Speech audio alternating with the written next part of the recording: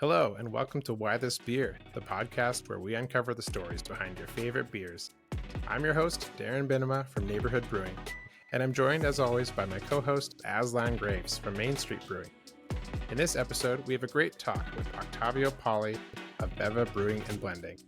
Beva is one of the newest breweries to open in BC, and might be the newest one in the Greater Vancouver area.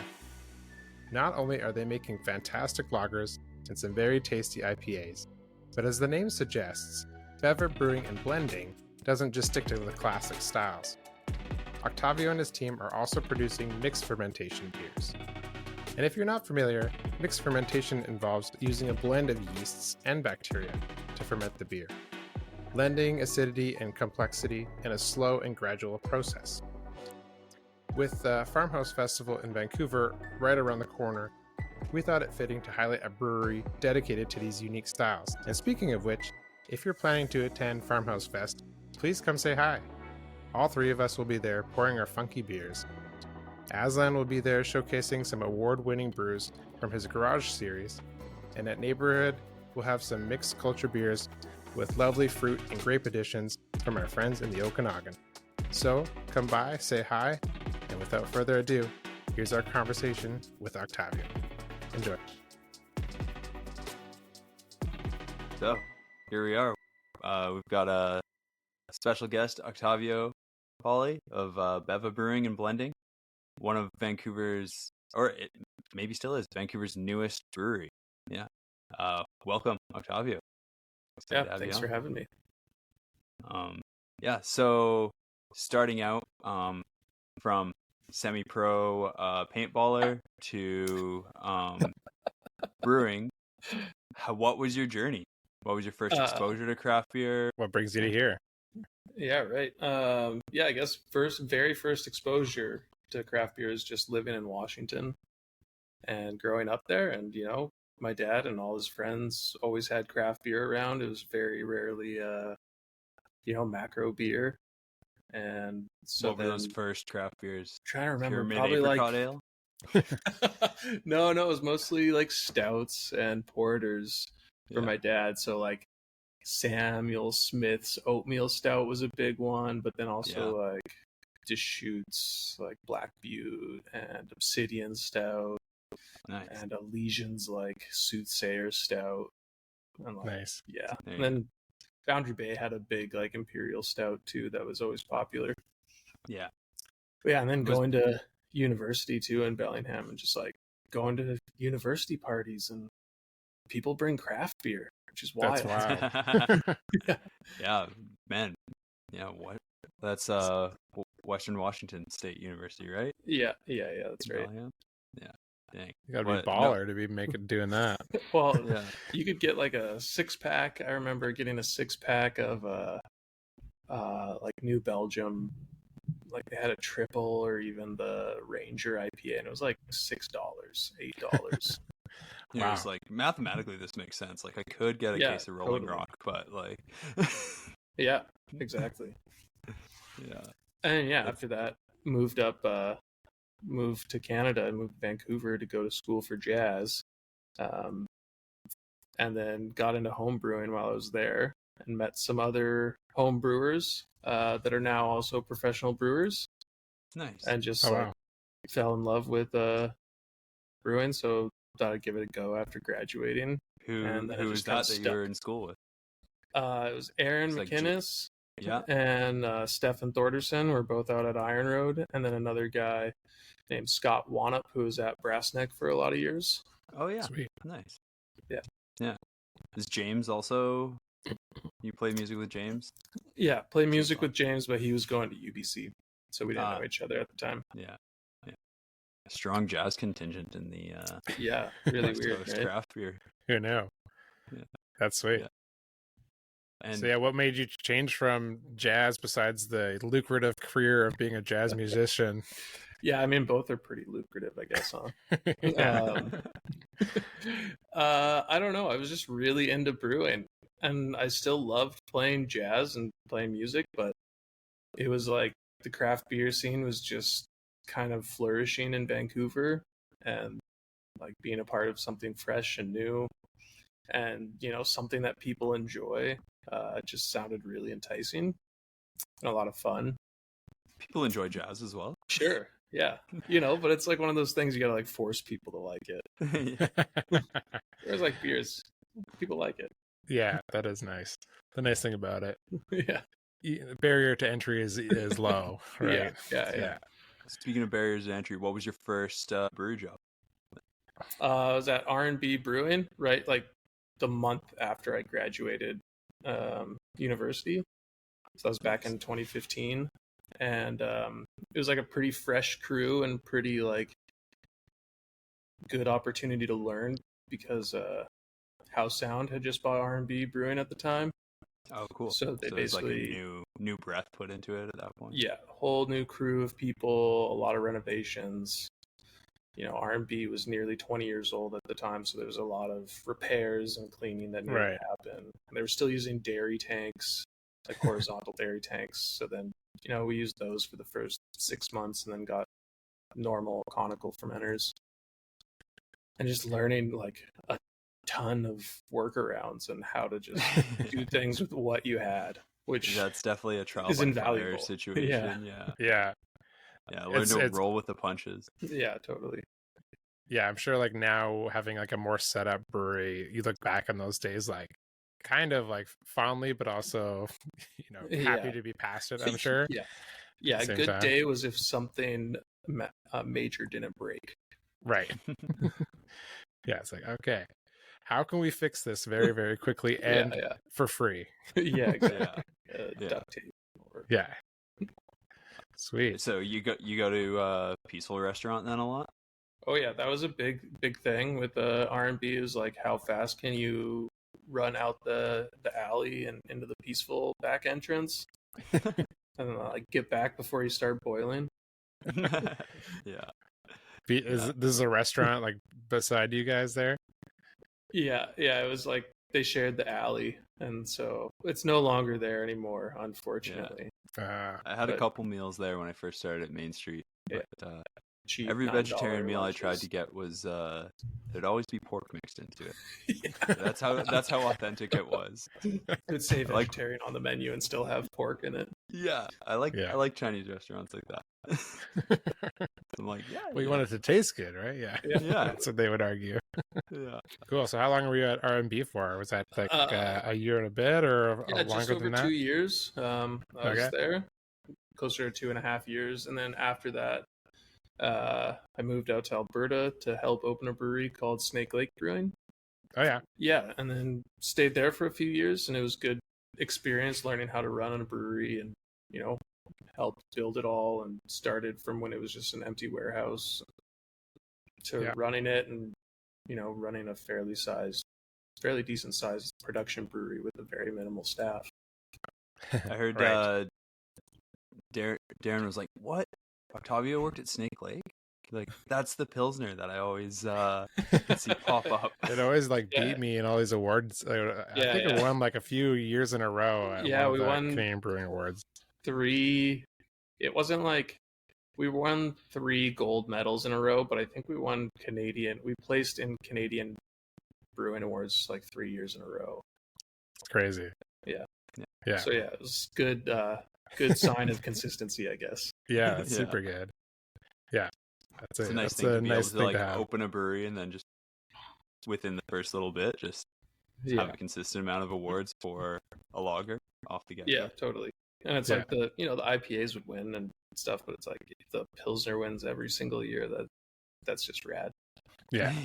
So how was it at Snake Lake? It was nice to open up your own thing, and I'm sure like a little bit more polished kind of brewery off the get-go than what you had at R&B there. Yeah, definitely more polished than R&B, but it was still like very bootstrapping, and the owners were from the oil patch and they're farmers too, so a lot of equipment was secondhand from the farm or whatever they had lying around, and they were both the owners were really handy guys, so we made stuff work. And they gave me a lot of control to kind of push the brewery stylistically and kind of almost any way I wanted to, which I think helped like at that time, because craft brew was beer was so new in Alberta too. When was this? When you were there? 2017. So yeah, Oh, craft breweries just started popping up in like 2015. Yeah. And they opened early 2018.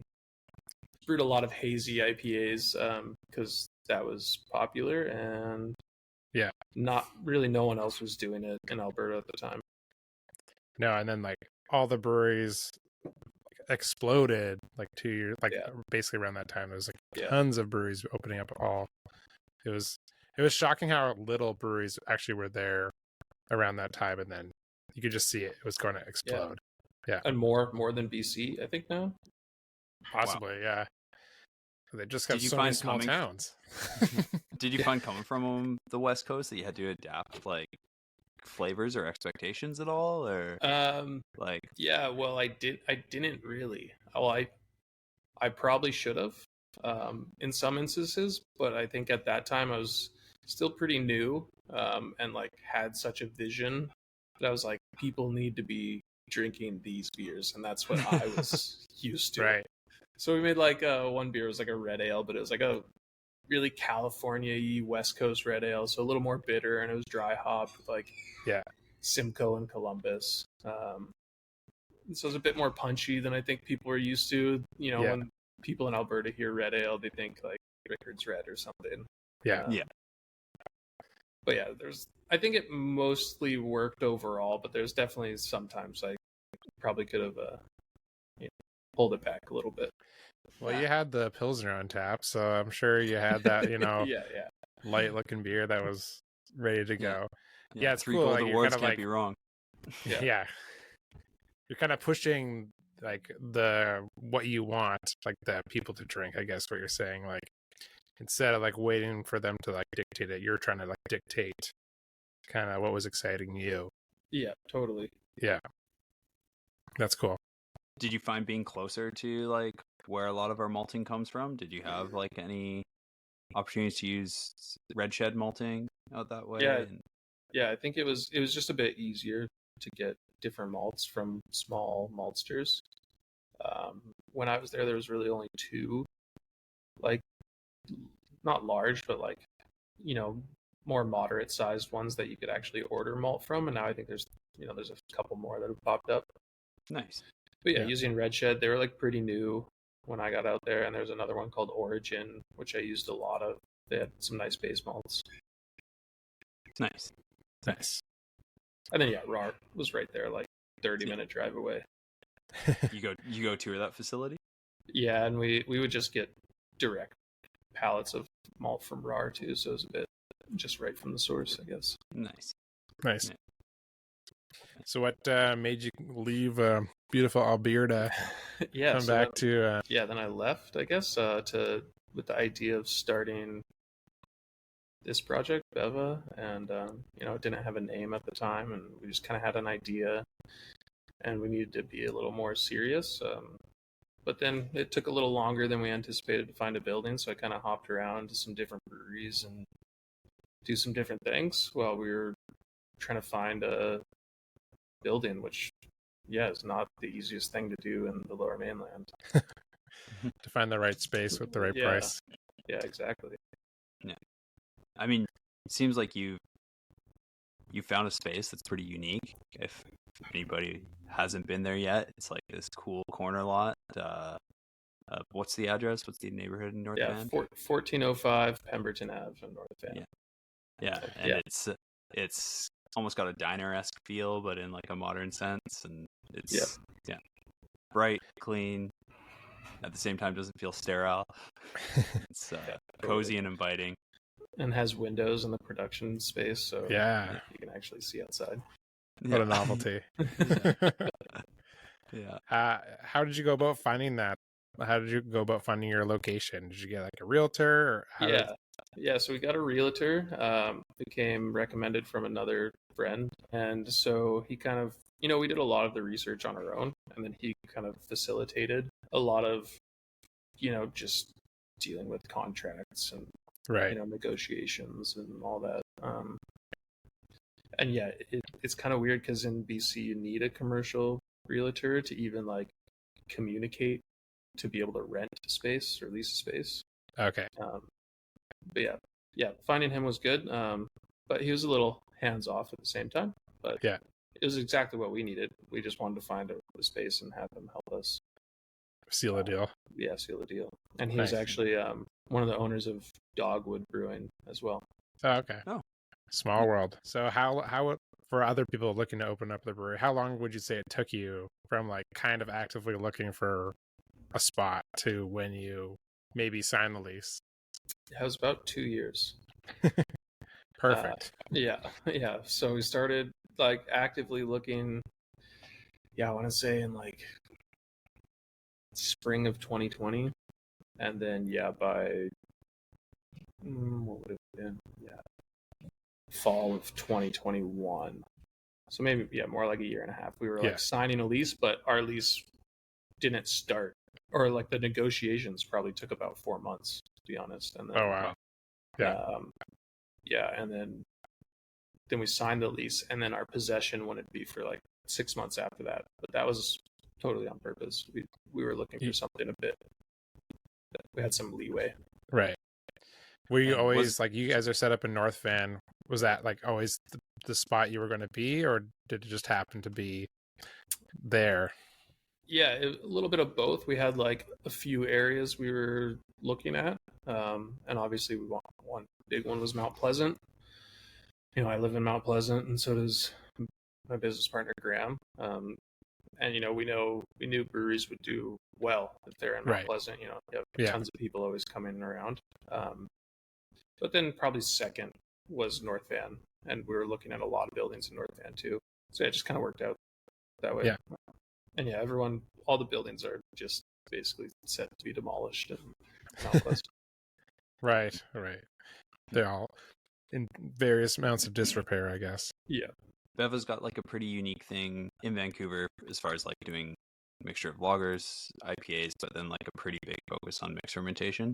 Like, it seems like you've kind of always been on starting new things, like with the pie shop and the pizza program there, establishing that, and then moving in between, and then moving back to brewing.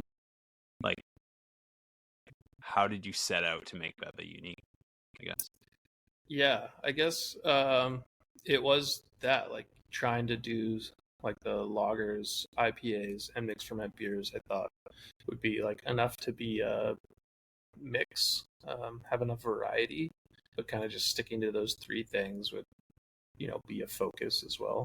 Instead of, I think a lot of people are getting, a little tired of kind of like monoculture in beer, and I hear it in our tap room too. People are like, "Oh, you have a good select, like a variety." Well, it still seems like to be coherent in, what we set out to do. But yeah, I just wanted to have like good variety, and I just love all three of those styles for different reasons.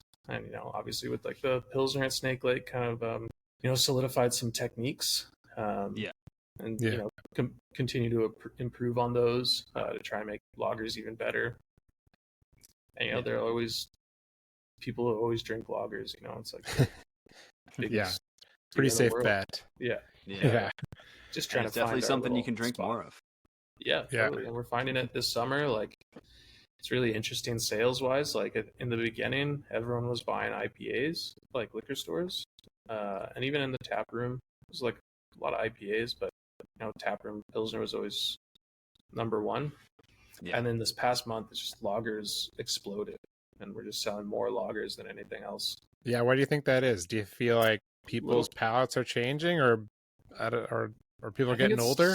Yeah, I think it's a few different things. Like maybe it's it's July, so it's a little warmer. People want to have a lighter beer that they can maybe have more than just one of. Yeah. Maybe it's too that we're now getting enough reputation for putting out a bunch of lagers that people are seeing that as the thing we do, instead of feel like the IPA is always the safe bet for people to grab from a new brewery, which can be a bit of a gamble at times. Yeah, totally. Yeah, a lot of things can hide under a lot of hops. Yeah, exactly. Yeah, and even mixed ferment stuff is like, it's sitting right behind lagers this month. That's great. Just like nice light dry.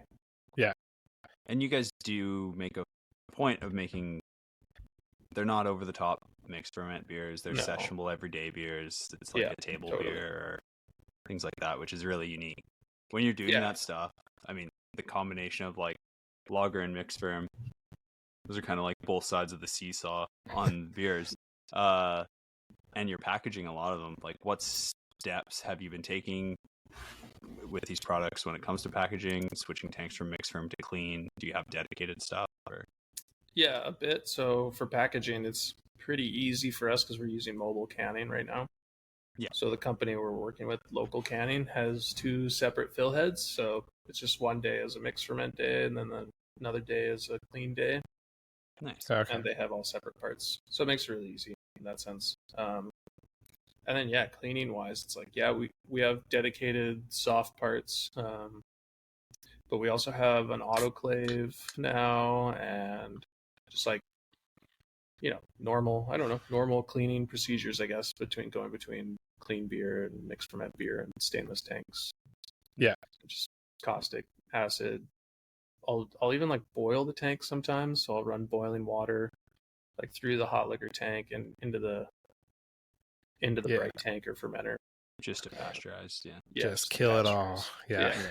If I missed anything, it's just it's and gonna like die. at Steamworks we used to refer to it as like nuking a tank. Like caustic, nitric, caustic, then the parasitic. Yeah. Nice. Yeah, I haven't had any problems so far, so hopefully. Yeah. I haven't had problems ever. Even at R&B, I was like doing it and not the best scenarios, and never really had an issue. What I mean, you've worked in production breweries before. Like, mixed ferm is a whole nother, like, if people don't know, it takes a lot longer to make. You do have this hassle of like, oh, this could possibly contaminate my other beers if I don't, treat it with the kind of respect it deserves. And there are other ways to make sour beers, like you could kettle sour it or do some sort of quick sour. Like, what is your reasoning, or like, why go through all the work, I guess, to do these mixed ferm beers? Yeah, You're preaching to the choir a bit, but I mean, I know. Not everyone is a fan. Like, for my production brewery, like, I make a lot of sour beers, but the majority of them are not mixed ferm beers because it is way more work. Yeah, and really unpredictable sometimes. Yeah, I don't know. I just love them a lot. Ever since getting into craft beer, it was like, we'd be home brewing, and at the time you could go to, that Liberty Wines on Commercial Drive, and they'd have bottles of Cantillon just sitting there. Yeah. And, we'd buy a small bottle of Cantillon and drink that during the homebrew day. I heard you you salvaged a lambic basket out of the dumpster at R&B. Yeah. Someone threw it out, and I never found out who. I asked everyone. Yeah. Wow. It's great. They're hard to find, so it's in the collection now. Is it at Beva? Yeah, it's at Beva. We were pouring some bottles out of it. Can't drink mixed ferm cans out of it? Yeah, we could try. We should create a plexiglass can 3D print a bottleneck. There you go, 3D printed on the can so that you can use the there we go. That's our first merch item for Why This Beer. 3D printed bottlenecks for can baskets, Mm-hmm. for your mixed ferm. Was that a big consideration for you to put it in? I mean, you guys are canning your mixed ferms, your mixed fermentation beer. Was that a big consideration as opposed to bottles? Everyone is like on the fence, I guess, or most people seem to be. But yeah, I think traditionally I wanted, originally I wanted to do it in bottles. But then I just started thinking about how slow bottles sell. Especially at Snake Lake, we bottled a bunch of mixed ferm beer and barrel aged beer, and they would just sit for so long. That's whereas, like, if you put it in a can, you can charge less for it. People aren't even selling it as singles, and maybe your price point's a little higher for people to open it.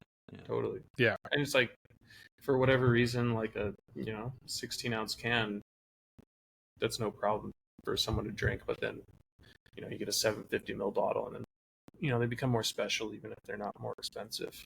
Or a 500 ml bottle. For sure, yeah. We do ours in 500 mils, and They look really nice as they sit in the cold on the shelf in the cold room. Yeah, totally. Yeah. But yeah, then I found out Local was doing mixed firm stuff through I was working at a kombucha company when I first moved back here, just because I wanted to kind of take a breather from craft beer, but still, ferment beverages. Something. Yeah. And then they put me in contact with Local Canning because they were getting their kombucha canned. Sweet. Yeah, that's a good way to deal with it. Just get another canner to do it. Yeah. Do you can it and then like can condition them, or are you force carbonating them first? Yes, we've done both ways. So yeah, and can conditioning's been no problem. Like, calculated it to be a bit lower than you normally be in a bottle. Right. But still, it's like a little higher than we could get with forced carbonation, and it's has a nice complexity and ages a bit nicer. Yeah, I'm drinking the Figurati, the Main Street Beva collab, and it's developed awesomely. Yeah, it's developed a lot too since we canned it. Yeah, and it's a lot funkier and a lot more tart. Yeah. Yeah, well, you guys did this collab together. Do you guys want to talk about kind of like what the beer is and what went into it, I guess? You guys should know. Yeah. I had a glass of it when I was there quickly visiting, and it was great. Yeah, that was I don't know, I guess wanting to do something between Petit Prince. I think you mentioned that you had a Petit Prince like prop, I guess, from Bootleg. Yeah. So Jester King Brewing's mixed ferment table beer, and I was like, oh well, we should do a grisette with it. Yeah. And then like I think you pitched the hops, so it's a Laura in it, which is like a newer hop on the market, and I think it worked really well with that beer, especially after it's kind of like melded nice more.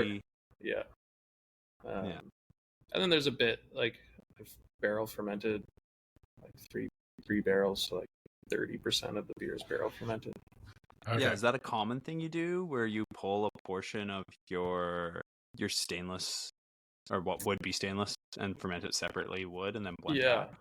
I did a few beers like that just to try and build some complexity with like the first uses of some barrels, just because I wanted to get something out pretty quickly after we opened, and that was maybe like a little more complex than just a stainless fermented beer, right? And not leave something in a barrel for months. Like it was more like 2 months maybe in the barrel, and maybe it changes the texture a little bit and like the overall profile of the beer, but still keeping it pretty mellow and not like crazy oaky or these are probably like neutral barrels anyways that you're using. They're I'm pretty assuming neutral. So they would give it, but like neutral still means it's going to give it some oak flavor coming through. But that's probably nice in this kind of like a lighter beer like this grisette. Otherwise it could probably, if it was like 100% oak fermented, it might dominate. Kind of be a little bit too tannic, and that's an interesting idea. I never thought about like splitting it off and doing like a stainless and a oak aged one. We just had the barrels, so figured use them for something before putting some beer in there for longer term committing storage. them forever. Because and I refilled them recently with like a sour blonde, and I don't see that beer coming out of there for quite a while.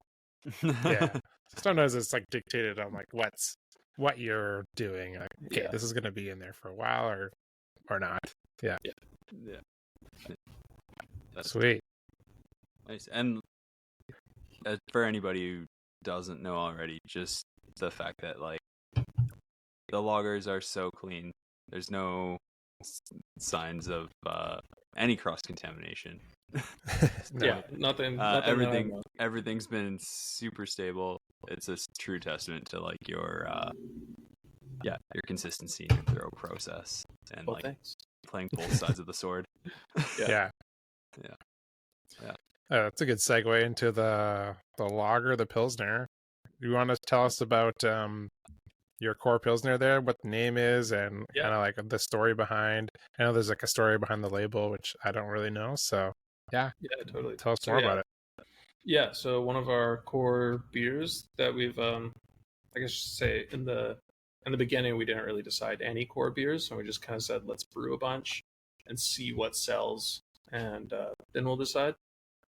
And I was Yeah. really, we were all hoping Pilsner would sell well. We kind of knew it would, but Cross your also, fingers. who knows?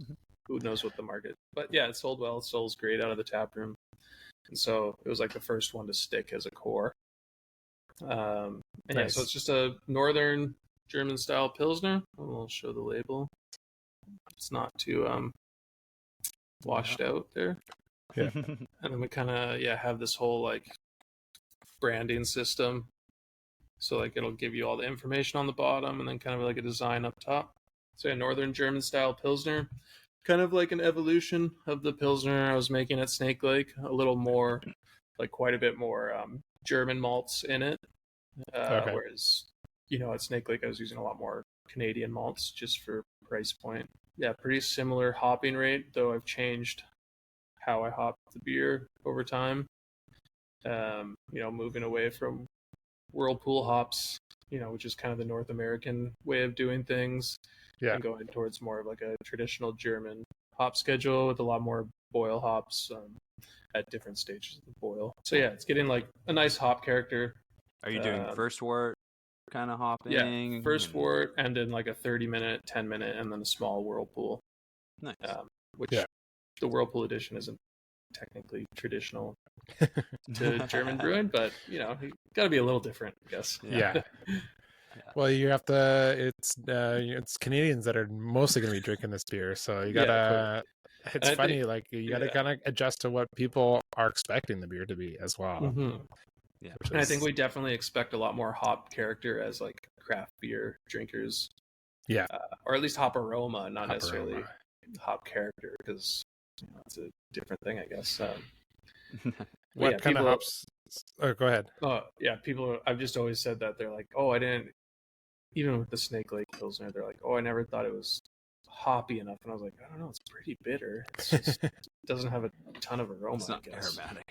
Yeah. Well, I find that some beer drinkers will like not even realize they've just been drinking like lagers for so long, like that flavor is lager.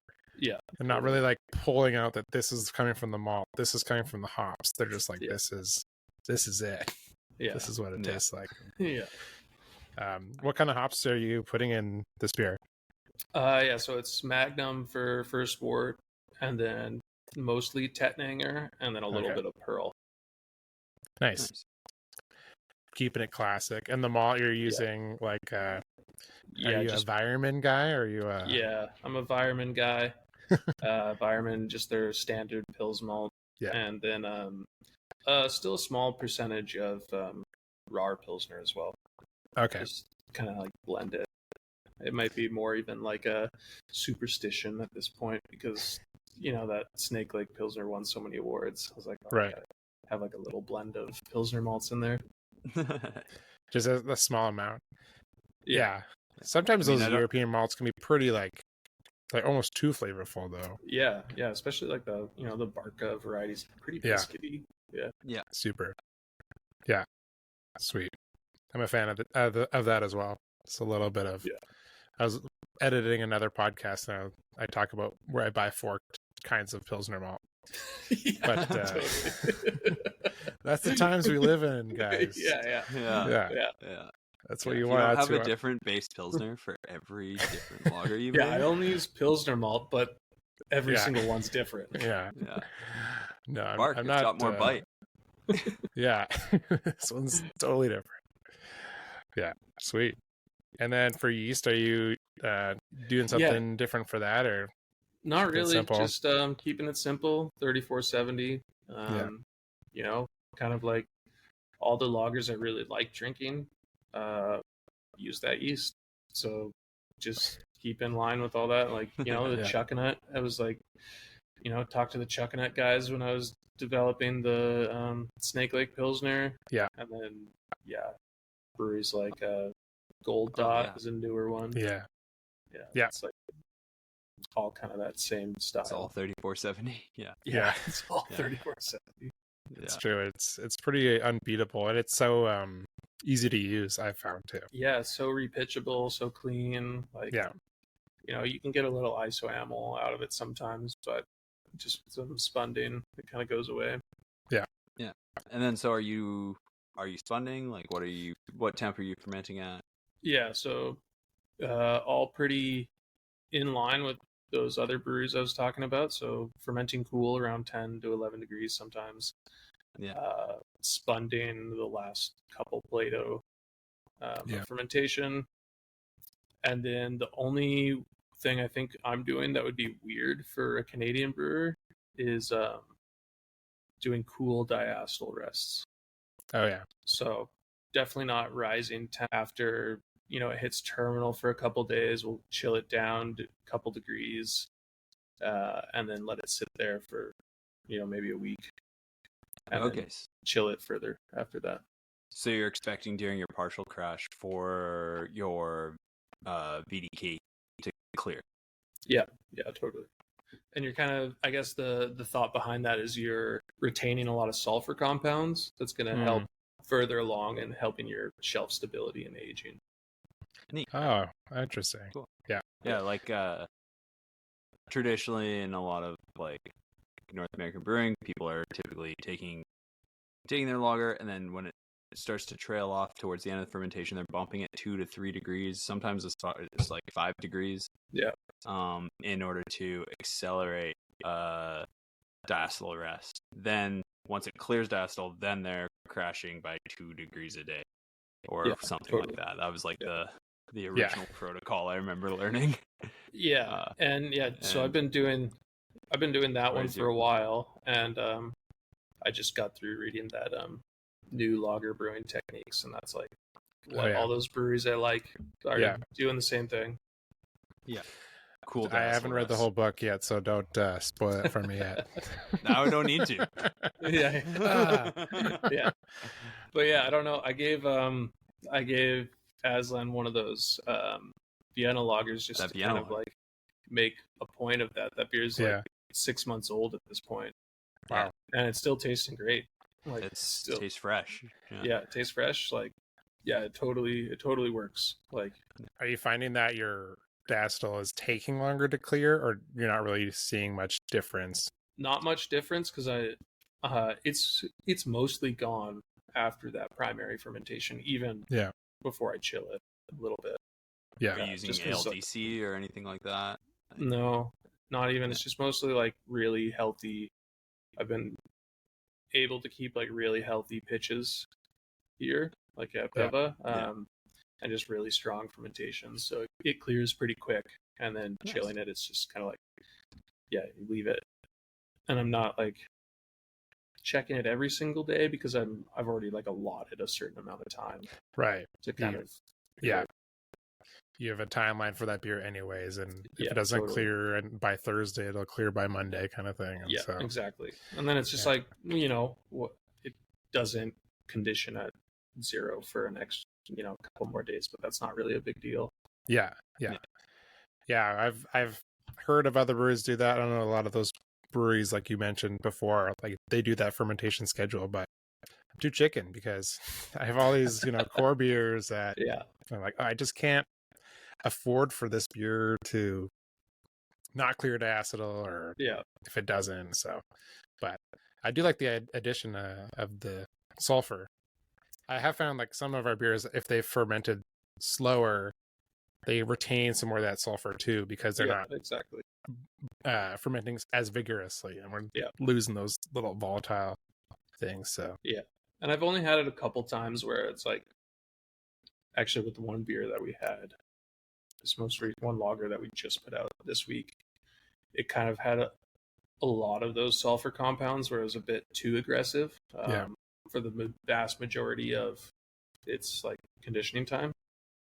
And then where I was making a call, like if I should recircuit through some copper or something. But then once it got in the can, it was like totally fine. Just blew off enough in canning. Yeah, it's a fine balance between having enough and too much. They're definitely the difference between like, you have that like little pinch of like sulfur in your Pilsner, and it's like that's that like je ne sais quoi that you're like, Yeah. why is this one so much better? And it adds like a crispness, I find. It's just like, I don't know. You don't know if it's not too overpowering. It just adds like a nice crispness and drinkability. It's like almost undetectable. You wouldn't be able to say what it is. Yeah. But, Yeah, I was listening to another podcast where they were talking about this, and they were saying that brewers really go for it because usually we would denote that with like it being fresh as well. Like kind of like the fresher it is, kind of the more sulfur it's going to have on there as well. So kind of denotes that freshness like right off the get-go. I know, like I like a lot of sulfur. I'm pretty happy with a lot of sulfur, and so like, I always like give it to someone else. We're like, okay, is this too much sulfur? Yeah. I'm definitely the same way. I'm being like, oh, I'd be fine drinking this. Yeah. Is this what are you talking about? Yeah. Sweet. So, I guess the name and label, Old Days is like from my family's farm. So my mom's side of my family, the Italian side, had a farm in Central California, and they had all these different farm crates that had, labels like you see like at the grocery store or whatever. And this was one of them, and it said Old Days on it, and the original label had like a little donkey carrying a cart, but it was pretty much the same font, sweet, same colorways. Nice. Yeah, so it kind of means something. An homage. Yeah, totally. That's cool. And it's kind of like it's a play, like the Pilsner's kind of the old style, Yeah, it's even a fitting like beer. Yeah. Totally. Yeah, you see that kind of word usually, those kind of words on a lager type of beer, so it fits. Yeah. You wouldn't want to put like anything old on an IPA, right? It's like the opposite. No. So that's the one. That's the one for sure. Yeah. So the BC brewing industry is, going through a crazy time right now. Those breweries opening and closing. What excites you about the BC brewing industry these days, especially as maybe being one of the newer brewery owners in BC? Yeah, I think we're going through a big shift right now, and just like what people are making and how the industry's changing. I don't really know where it's going to end up, but it seems like we're coming back around in style-wise to more crisp, drinkable beers that were popular 10 years ago. There's still going to be a lot of hazy IPAs around, and I think those will always be around, but kind of getting back to West Coast IPAs in the lineup and cold IPAs, and a lot of lagers, a lot more people brewing lagers. Yeah. And it's weird seeing a bunch of breweries close. Maybe it's especially weird looking down to the States too, where it's maybe some of your favorite breweries are closing, and here I'm sure some people's favorite breweries are closing. And it's just kind of hard to deal with sometimes, but it's just I guess it's how it's going to go for a little bit. And then new breweries will open up in their place. It's already happening around town. Just see how they do. How's the reception been to your brewery opening up?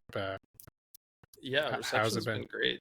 Like, everyone's stoked for a new brewery that is making lagers and clean beers. It's also in a bit of a different neighborhood than the other breweries, so it's totally probably way more accessible for some people. Yeah, there's a lot of young families in our neighborhood, and I think everyone was a lot of people were waiting for something to come to the neighborhood that maybe just wasn't Cactus Club or like old school pub, fan pub down the street. I like both those places, but those they already exist. They already exist. They've always existed. Some people wanted something new and fresh, a little more casual, maybe, that they can just hang out with their family at. Nice. Cool. And speaking of new and fresh things, like Underberg, that's one of those things that is like that, and a pint is known to some as like the bartender's handshake. Yeah, there we go. There it is.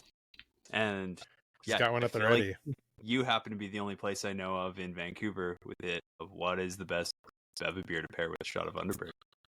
I read that question, so I had to think about it. I had to try a few different beers and a few shots of Underberg. Do them as a drop shot? Yeah. I did think about it. I think for me right now it's a Vienna lager, just a nice amber lager and Nice. and an Underberg. Because someone else kind of said it. It's either like a kind of like a root beer or Dr. Pepper or something. Oh yeah, You put those two together, and it's pretty good. Nice. yeah. For those that of you, don't, okay, go ahead. Yeah, Go. explain what it is. For those of you that don't know about Underberg, it's like a German digestivo, kind of like Jaeger, something. Not nearly as sweet. Comes in these adorable, pretty intense too.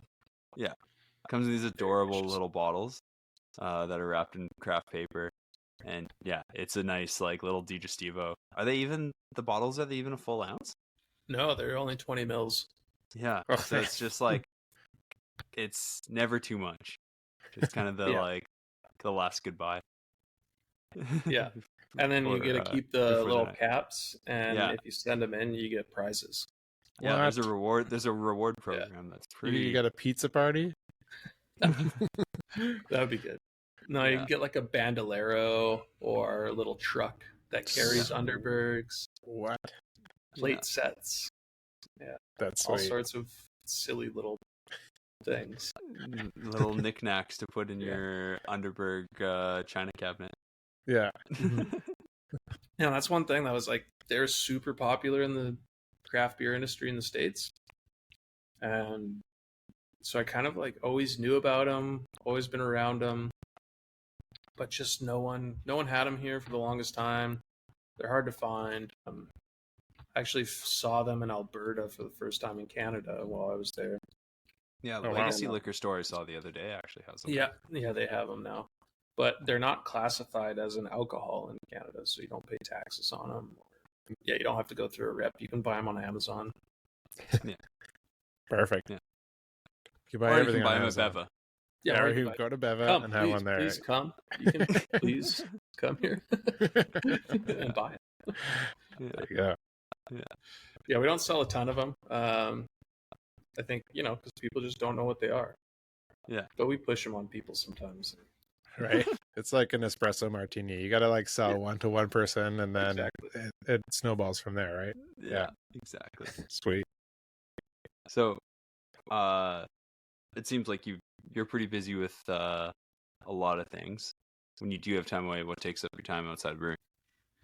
There's not much time outside right now. A new brewery in 1 year. I mean, sorry, that's what did you used to do? I still do stuff. I don't know, like I said, I still play music. We meet up. Nice. Me and the guys I play with meet up about once a week. Still play. Nice. One guy's another brewer, James Laddie. Nice. Oh yeah, James is great. Yeah. And then been playing a lot of disc golf lately because I've kind of been staying here pretty late, so I'll kind of try and break up the day and go to the West Van course or the North Van course or something. Nice. Just get a couple of rounds of disc golf in, just get outside and walk around. Sweet. Yeah. You doing that with James too? I know he plays this. Oh yeah, a bit with James. Yeah, mostly on the weekends. But, Sweet. Yeah. That's awesome. Yeah. Well, that's fun. What can you talk about your food program there? I know you were at the pie shop for a bit. Like what made you decide to do the food that you guys are doing there? Yeah, so we're doing like a Italian style deli subs. So I kind of saw like, I don't know, we had a lot of ideas of what we could do, I guess, and whether it was pizza because I'd done that before, but then we kind of thought, almost every brewery does pizza or flatbreads, and then it was just kind of easier to go with. The easy thing was like Italian deli subs because you don't need a ton of stuff in the kitchen. It's kind of a missing sandwich in Vancouver. Yeah. We have like focaccia sandwiches at some places, and you can go to Bosa and get like a panini or something. But yeah, just like the East Coast deli sub. Octavio's not like upselling it enough. These subs are freaking incredible. Yeah, they're huge. I mean, we try. The portions are well-to-do, and yeah, totally. The everything about it is like well thought out. Yeah. Do you get to choose your bread at the start, or is this not? Yeah, this is so not that the was same thing. No, it was pretty hard. That was the one big thing because I was very particular about the bread. Oh yeah. It needs to be a very specific thing. So I went to probably every single bakery in Vancouver and North Vancouver to try and find like a sub loaf that was like remotely acceptable, at least Yeah. to me. And luckily, the one that I landed on was, just a few blocks away from the brewery. So I go get the bread. I like most You actually days I go decided get on the bread. brewery space based on Yeah. Yeah, because of the bread. Yeah. I've heard crazier things. Yeah, but I have to I'll go pick it up because I was just I wanted it to be fresh, and they said if they were gonna deliver, then it's gonna be yesterday's bread, Oh boy. or they'll bake it at night, so Yeah. it's still 12 hours old. And I was like, no, I want fresh bread every single day. We're just trying to get the best ingredients we can because it's seems like a simple thing, but if we're gonna do it, we should just do it right. Yeah. Make delicious food, go with delicious beers. Yeah. I was probing Carly about questions to ask or tidbits and things, and she was like, "Man, the one thing is that no matter what Octavio does, is he just does it 110%." So Yeah, I try, and I don't want to do anything. I won't do any. I just won't do it if I don't think I can do it as good as possible. What's the point? Even with whether it's beer styles, it's if I don't think I can make it, it's not even within my abilities, or we can't get certain ingredients. Then it's just do something else. Yeah. No point in making something that's not going to be the best thing you can possibly make. Yeah, or at least Nice. try to make it the best you can. Is that why you haven't started making biscuits on your menu, or no? You guys saw the biscuits. No, that's just a pop-up, so we're just gonna do it. But yeah, actually Carly and I were really into making biscuits and fried chicken when we were at R&B. So it's just an idea, fun thing to do on a Monday when we're not running our normal food kitchen. Yeah. Oh, it's Monday. Yeah, it's gonna be Monday, the holiday Monday coming up. I Carly mentioned that in the text she sent me, and I was like, "Damn, I'm away on August long, but I come back on Monday. I'm going. Oh yeah, I'm going for biscuits. Sick. There you yeah. go. Yeah. Biscuits and gravy. Yeah, and gravy. There you and go. Yeah, and some biscuit sandwiches and stuff. Oh, that's the best. It is truly the one thing that Canada does not have. Oh yeah, compared not to the at States. all. It's yeah. not There's even a couple. close. There's a couple places in Vancouver, but then that country gravy, I don't think I've had a single place in Vancouver that makes a proper American style country gravy. Just can't bear to add that much fat to it. I don't know, guys. Is this right? Is this right? Feels so wrong. Nice. Yeah, that's American dream right there. Yeah. So, Farmhouse Fest. What any tidbits or sneaks on what you're bringing for that? Yeah. So everything. Nothing new, nothing that we haven't released yet, because we don't really have any catalog to pull from yet. Yeah, obviously, we're just 6 months old. Yeah, nothing. It's new for everybody. It's just not new for you. Yeah, totally. Yeah, and everything kind of at this point in the mixed ferment world here is just it's going to take a bit to age, so it won't be ready for second weekend of August. Right. But yeah, we'll bring our collab. We'll bring the Grisette. We'll bring a collab we did with Daggerad. That's a kind of a take on a bearded guard. Yeah, that bearded male kind of thing. Yeah. And then we'll bring that blueberry sour, and yeah, that's a mixed ferment sour. That was also partially barrel aged. Kind of a blend of techniques too, where a portion, I pulled a portion and fermented it at 0 IBUs, so it's sour really quickly, and then had a hopped version, just to try to get some character out of, instead of using a advanced product some soluble bittering addition, and then also carbonically macerated the blueberries. So there's a bunch different techniques going into one beer. All It still the ends up things. like super drinkable, and Yeah. you're like, was it all worth it to do all these different things? But I don't know. It's trying to like make subtle complexities I'm and sure. a very Yeah. drinkable beer. Yeah, That's super cool. That's what makes it all stand out. And then probably like our new flagship mixed ferment beer will bring that as well, which is kind of like forcing mixed ferment to the masses is how I like to put it. Look out. Yeah. Which You've we're just been warned. Yeah. Yeah, it's called Fresco. It's a lemon wheat beer, or at least that's what we call it.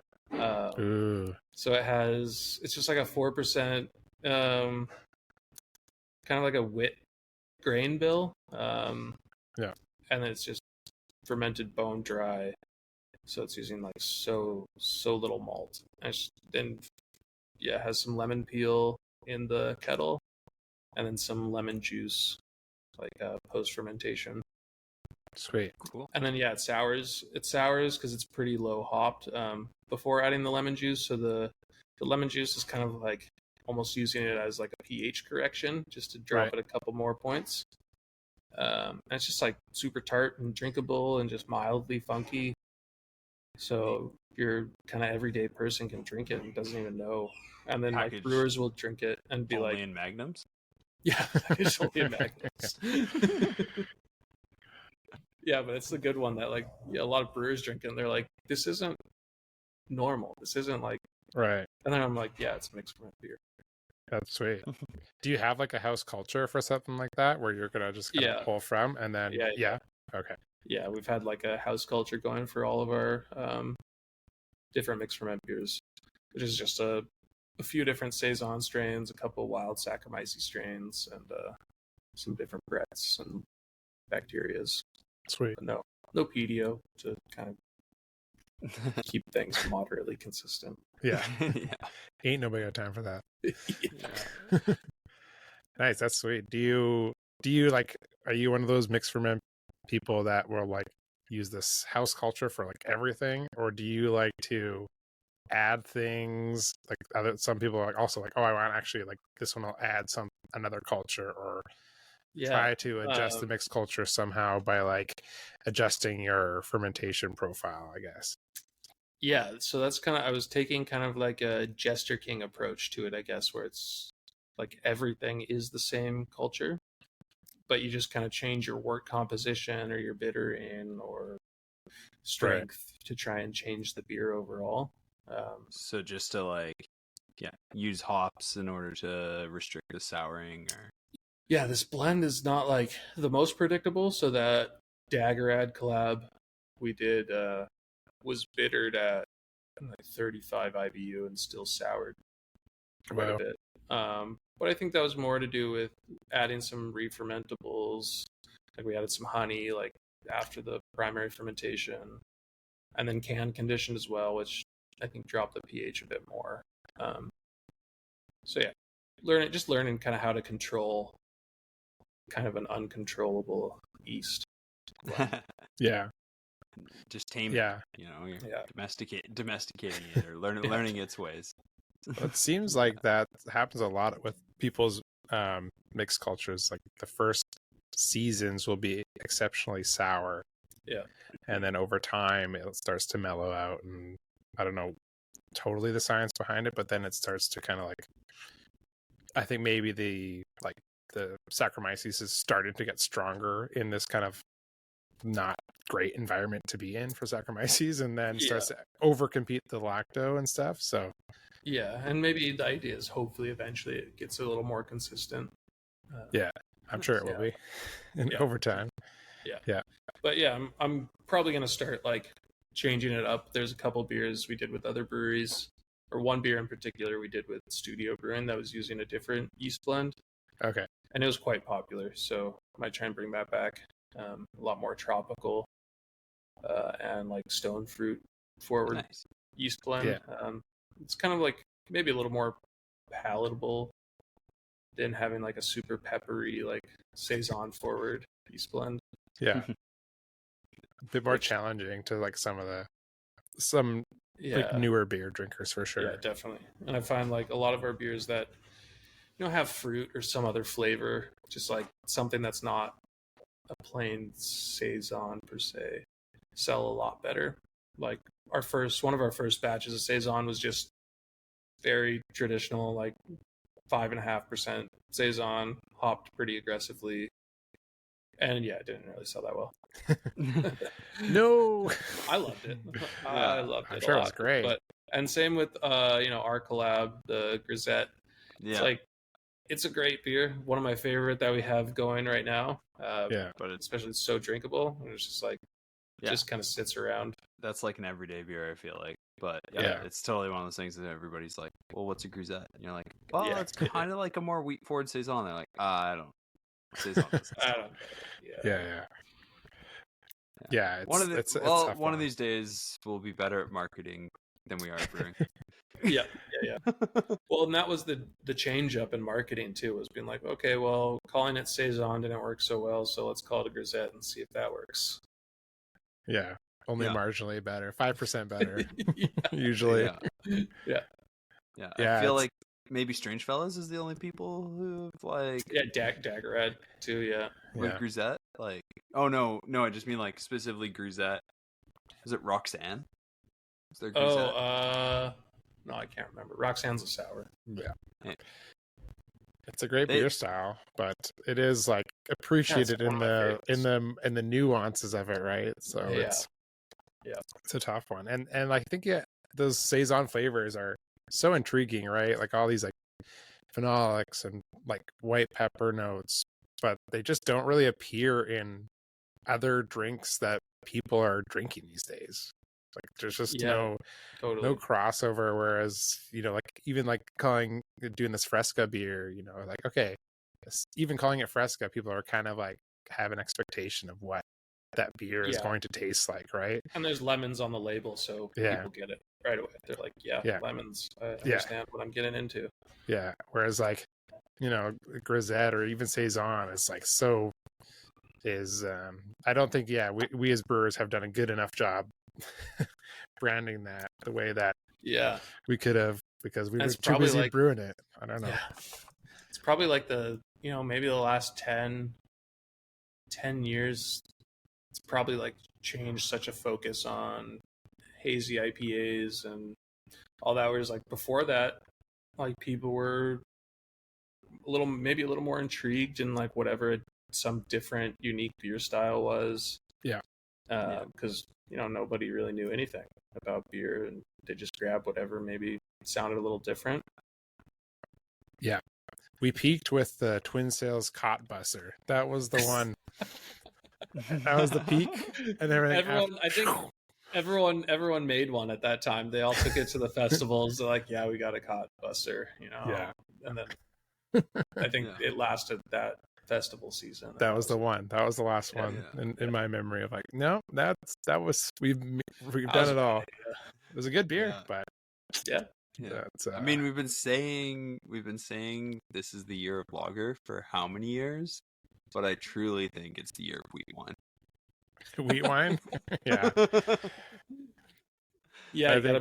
Russell's got to bring that wheat wine that they used to do back.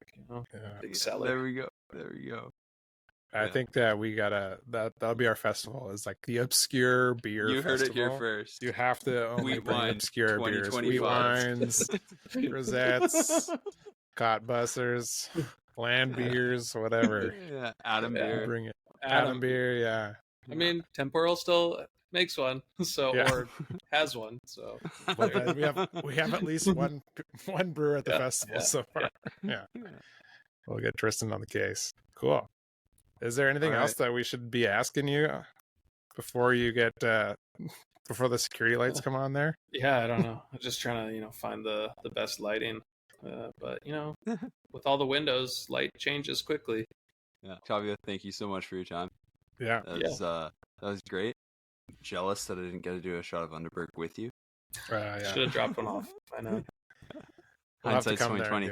I should have picked them up. Yeah, I'll do it in person. It's not the same. Yeah. To wrap up here, we just want to thank all the people all the dozens of people that listen to this podcast. Yeah, now that it's released, thanks for the support.